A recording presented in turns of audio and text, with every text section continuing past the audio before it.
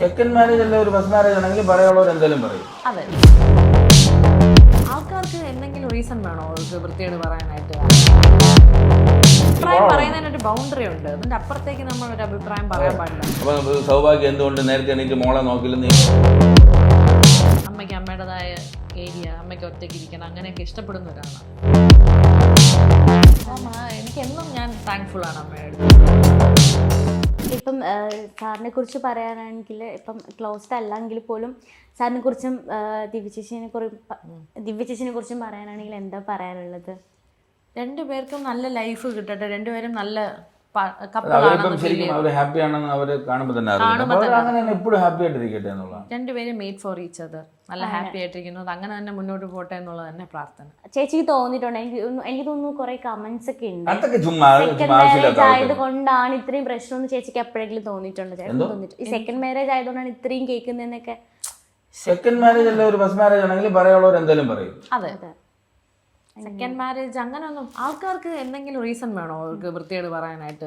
ചുമ്മാ വെറുതെ ഒരുപാട് സൗഭാഗ്യയുടെ ബ്രദറിന്റെ കല്യാണത്തിന് വേണ്ടി മറ്റേ വെറുപ്പിക്കൽ സൂണ്ട് എത്തിയിട്ടുണ്ടെന്നുള്ള കമന്റ് വരെ ഞാൻ കണ്ടല്ലോ. അത് നമ്മൾ പിന്നെ നമ്മളെ ഒരു ബ്രദറിന്റെ കല്യാണത്തിന് നമ്മൾ പോകാതിരിക്കുമോ? ഇപ്പൊ വെറുപ്പിക്കൽ എത്തിയിട്ടുണ്ടെന്ന് പറഞ്ഞാൽ നമ്മളെ ഫാമിലിയുടെ കാര്യമില്ലേ? നമ്മൾ ഈ വെറുപ്പിക്കൽ എന്ന് പറഞ്ഞാൽ അയച്ചവന്റെ വീട്ടിൽ നമ്മൾ പോയില്ലല്ലോ കല്യാണത്തിന്, അവന്റെ വീട്ടിൽ വെറുപ്പിക്കാൻ.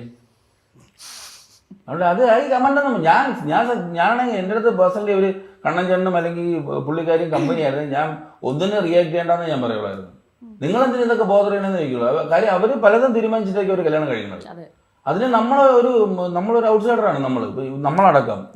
അപ്പം നമ്മളാരും അതിനകത്ത് പറയാൻ ഇപ്പം നമ്മളാണെങ്കിൽ കേൾക്കൂ, ഒരാൾ വന്നിട്ട് നിങ്ങൾ രണ്ടുപേരും ഒരുമിച്ച് ജീവിക്കേണ്ടെന്ന് പറഞ്ഞാൽ നമ്മൾ കേൾക്കൂ.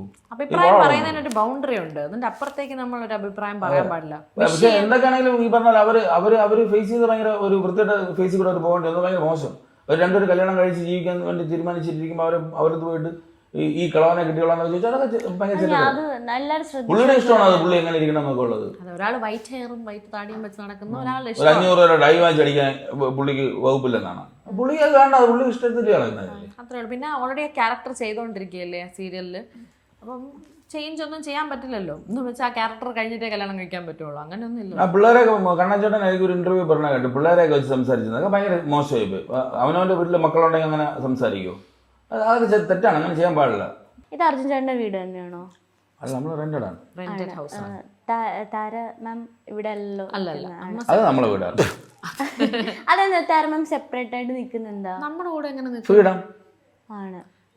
അതല്ലെങ്കിൽ നമ്മുടെ കൂടെ എങ്ങനെ നിൽക്കും? കുറച്ച് ഔട്ട് ഓഫ് പ്ലേസ് ആയിരിക്കില്ലേ? നമ്മുടെ വീട്ടിൽ ഓൾറെഡി ഇത്രയും മെമ്പേഴ്സ് ഉണ്ട്, അപ്പം കുത്തിക്കയറ്റി അങ്ങനെ ഒരാൾക്കും കൂടെ നിൽക്കാൻ ആക്ച്വലി ഇവിടെ സ്പേസ് ഇല്ല. പിന്നെ അമ്മ ആക്ച്വലി കുറച്ച് അങ്ങനെ ഇൻഡിപെൻഡന്റ് ആയിട്ട് ഇരിക്കാൻ ആഗ്രഹിക്കുന്ന ഒരാൾ. അമ്മ ഇപ്പൊ വിളിച്ചോണ്ട്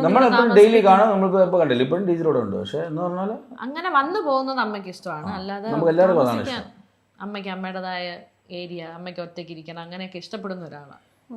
ഇപ്പൊ എല്ലാ കാര്യത്തിനും അർജുൻ ചേട്ടൻ സപ്പോർട്ട് ചെയ്യുന്നുണ്ട്, അതൊരു ബാക്ക് ബോൺ ആയിട്ട് നിൽക്കുന്നുണ്ട്. അതാണ് നമ്മൾ തുടക്കത്തിൽ പറയുന്നത്. നമുക്കങ്ങനെ എനിക്കങ്ങനെ ഞാൻ സൗഭാഗ്യക്ക് വേണ്ടി സപ്പോർട്ട് ചെയ്യാനായിട്ട് എനിക്ക് തോന്നിയിട്ടില്ല. കാരണം ഞാനും അങ്ങനെ തന്നെയാണ്. സൗഭാഗ്യം ചെയ്യുന്ന കാര്യങ്ങളിൽ കുറച്ച് ഞാനും അങ്ങനെ ആയതുകൊണ്ടാണ് നമുക്ക് കുറെ നമ്മളങ്ങനെ ചെയ്യുന്നത്. അപ്പം സൗഭാഗ്യം അഡ്ജസ്റ്റ് ചെയ്യേണ്ടി എനിക്കിതുവരെ വന്നു. സൗഭാഗ്യം എന്നെ അഡ്ജസ്റ്റ് ചെയ്യണമെന്ന് വെച്ചാൽ നീ ചോദിക്കണം.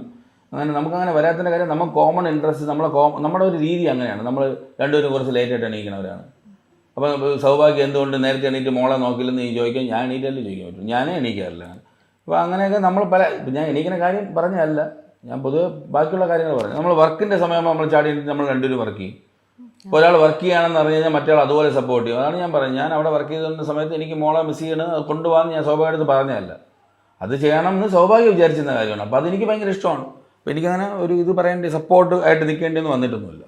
ഓട്ടോമാറ്റിക്കായിട്ട് അങ്ങോട്ടും ഇങ്ങോട്ടും സപ്പോർട്ടീവ് ആവും. നല്ല ഫ്രണ്ട്സാണ് ഒരുമിച്ച് ജീവിക്കുന്നെങ്കിൽ അത് ഓട്ടോമാറ്റിക്കായിട്ട് സംഭവിക്കുന്ന ഒരു കാര്യമാണ്. നമ്മൾ മെനക്കെട്ട് നമ്മൾ എഴുന്നേറ്റ് ഞാൻ സപ്പോർട്ട് ചെയ്യാൻ പോകുന്നു എന്ന് പറഞ്ഞ് എഴുന്നേറ്റ് പോകേണ്ട ആവശ്യം വരത്തില്ല, രണ്ട് ഫ്രണ്ട്സാണ് ഒരുമിച്ച് ജീവിക്കുന്നെങ്കിൽ.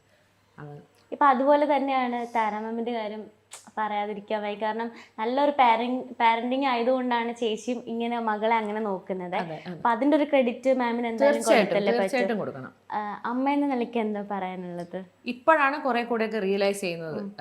ചിലപ്പോൾ എനിക്ക് ബേബി ഉണ്ടാവുന്നതിന് മുന്നേ എന്താ അമ്മ ഇങ്ങനെയെന്ന് ആലോചിച്ചിരുന്ന പല കാര്യങ്ങളും ഇന്നാണ് മനസ്സിലാവുന്നത്. അപ്പോൾ ഒരു റിയലൈസേഷനും കൂടെയാണ്. അവനവന് കുട്ടി ഉണ്ടാകുമ്പോഴല്ലേ നമ്മൾ പല കാര്യങ്ങളും മനസ്സിലാക്കുകയുള്ളൂ. ഓരോ ദിവസവും ഞാൻ താങ്ക് ചെയ്യാറുണ്ട്, അമ്മ എന്ത് നന്നായിട്ടാണ് നമ്മളെ വളർത്തിയിരിക്കുന്നത് നമുക്ക് ഫീൽ ചെയ്യുന്ന ഒരു നിമിഷം ഉണ്ടല്ലോ, അതൊരു പ്രത്യേക ഒരു റിയലൈസേഷൻ ആണ്. അപ്പം എനിക്കെന്നും ഞാൻ താങ്ക്ഫുൾ ആണ് അമ്മയുടെ അടുത്തും അച്ഛൻ്റെ അടുത്തും. അച്ഛൻ്റെ പേര് വിടാൻ പാടില്ലല്ലോ. അമ്മയുടെ അടുത്തും അച്ഛൻ്റെ അടുത്തും ഈക്വലി താങ്ക്ഫുൾ ആണ്.